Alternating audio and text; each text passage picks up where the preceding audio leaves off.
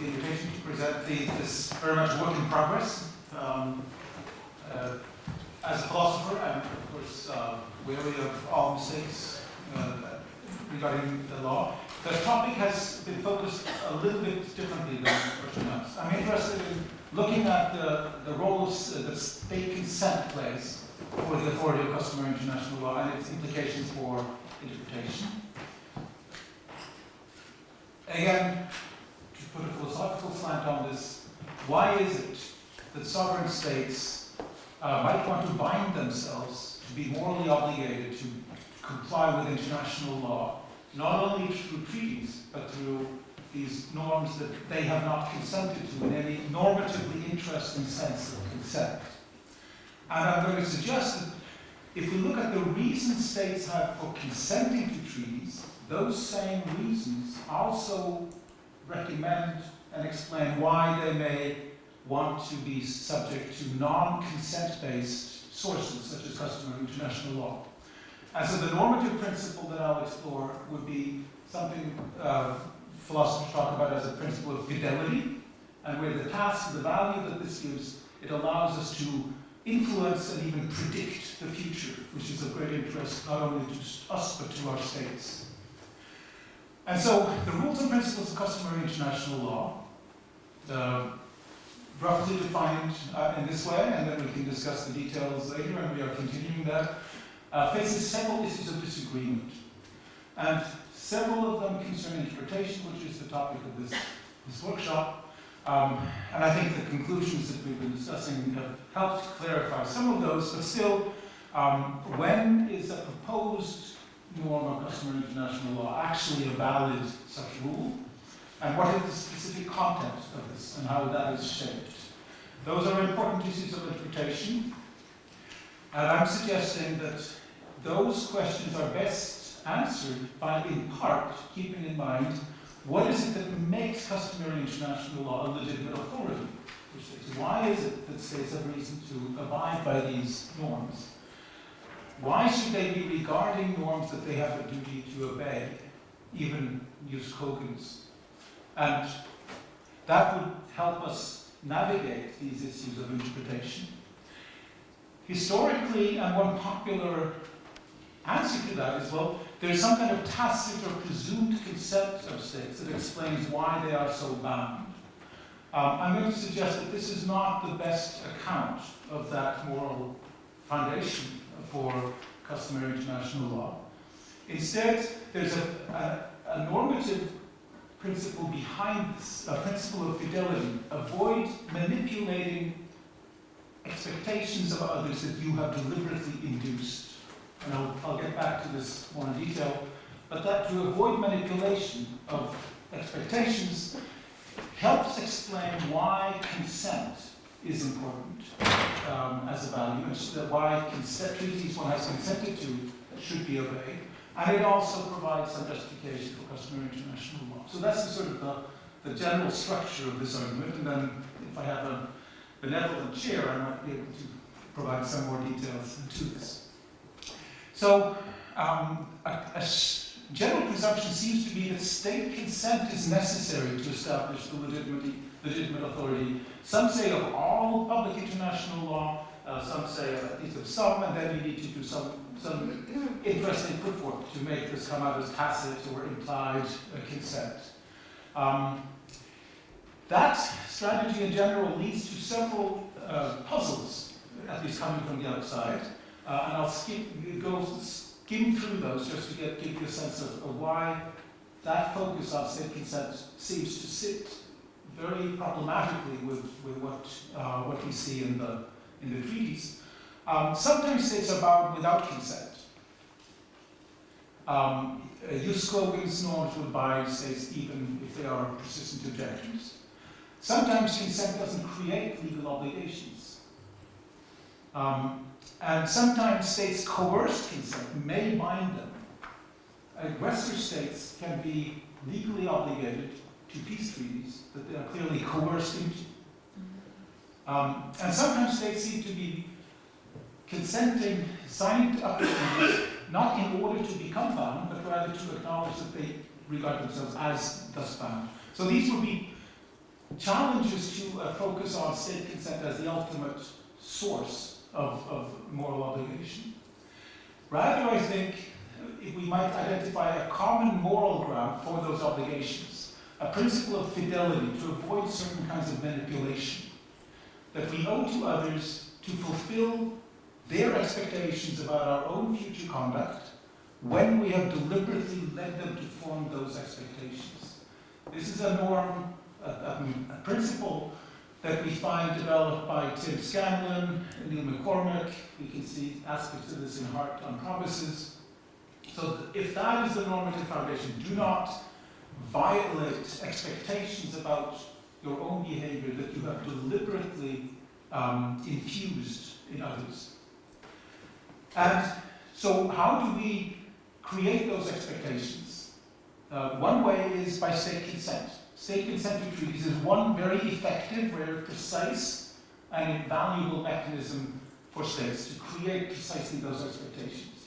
And it is that principle, I suggest, that explains why it is wrong to not comply with those treaties. And I'm suggesting customary international law is another mechanism for creating expectations that, once created, should not be violated, because that's part of the intention, is to create those expectations. So why might states have reason to create those sorts of expectations about their future behavior? Well, this is, of course, starting to answer Rousseau's question. Why are they in chains?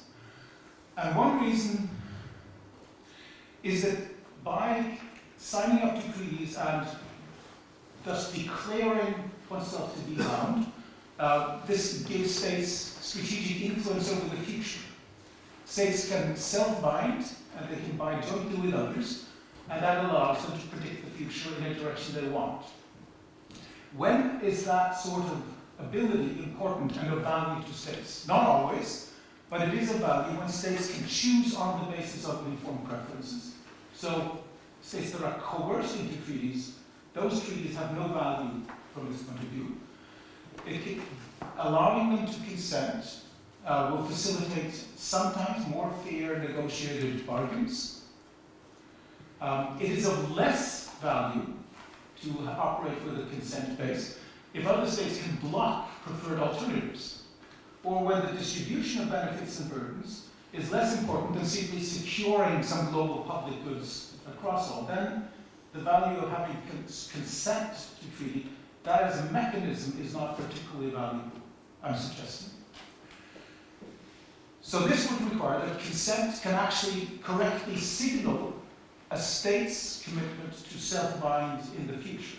So the role of consent, the role of state consent to treaties, thus has to signal to others, trust me, I will behave as I'm signing up to in the future. There are other ways that states can create those sorts of expectations about future behavior. If there is an existing practice with public rules, where those who are practicing, contributing to that practice, can signal that they regard the rules as creating obligations for themselves and others like them. This is, if states can succeed in conveying these sorts of expectations, they are in fact creating expectations for others without actually consenting, but they are participating in an existing practice that has public rules, and they are somehow able to convey to others, we regard ourselves as bound. That's another way of setting up those expectations deliberately, that again, it would be wrong not to comply with. Because that sort of practice induces others to have expectations about the future rule-abiding behavior of oneself, of the practitioners and of others like them, and that's intended by the practitioners. So the practice of promise-making is exactly this sort of expectation-inducing practice. And I'm suggesting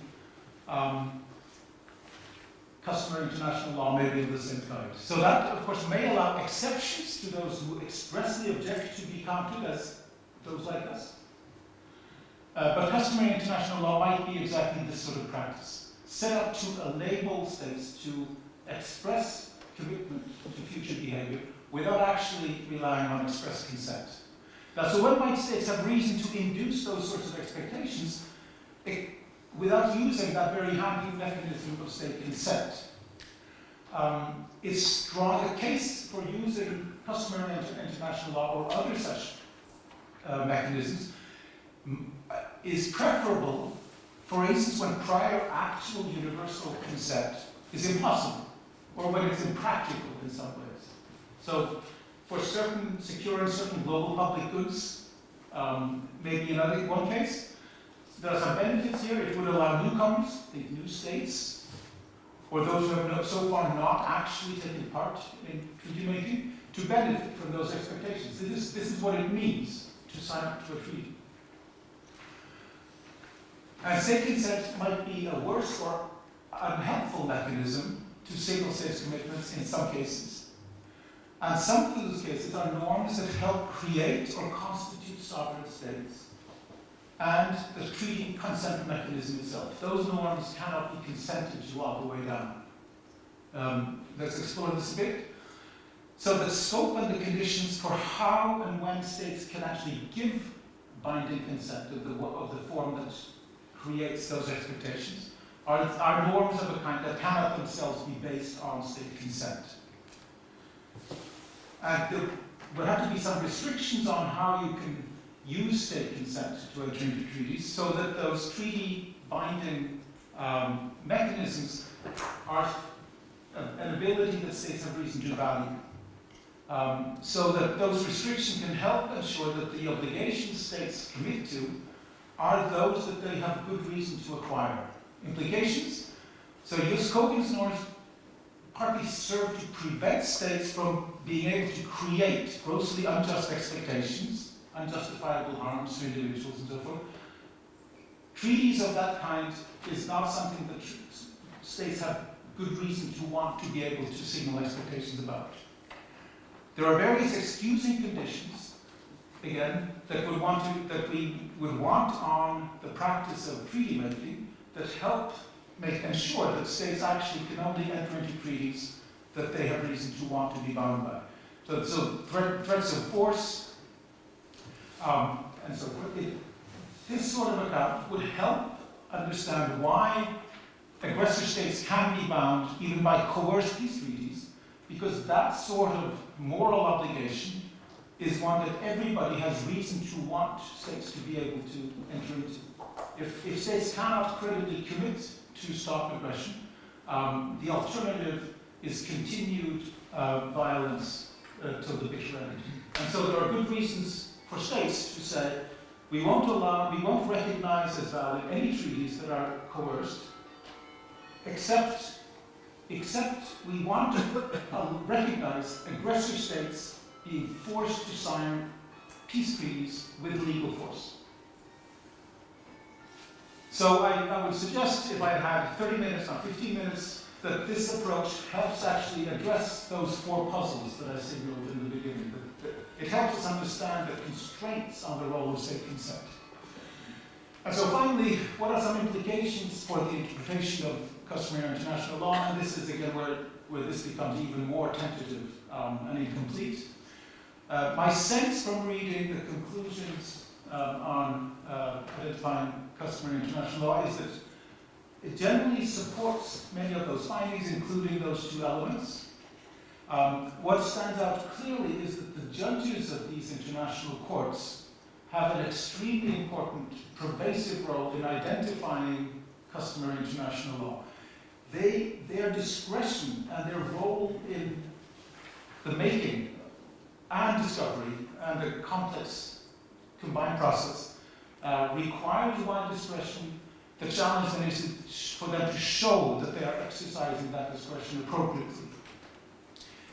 When they specify or crystallize those rules of the relevant practices, particularly when it comes to those emerging customs and the conflicting rules and balancing among them, one might hope that they are not more specific than necessary, and then allowing some pushback possibly from states to see how the rules are to be specified further. And those proposals have to be public, not least to allow corrections by states and to allow persistent objections to be excused from this. So the role of publicity about the proposed tentative emerging customs on this account becomes important. Again, this is not a criticism of the conclusions, rather it supports many of the observations that they make. My sense is that on this account, states' intentions does not become as important as perhaps for other interpretations of other sources of international law. The judges need excessive or wide discretion when it comes to identifying evidence of general representative participation, where again universal participation is not necessary on this account, but they need to make sure that it's actually representative of the various affected states, and to identify possible objections. And when it comes to evidence of opinio juris, my sense is this approach would suggest that we should not be looking at evidence of states having some sense of an obligation or a belief in. That becomes, I think, very difficult to fathom. But what remains important are public signals to others that the practitioners, the states, are actually limiting their actions and policies because some norms prohibit or require them under some conditions, and that they will act like was in the future.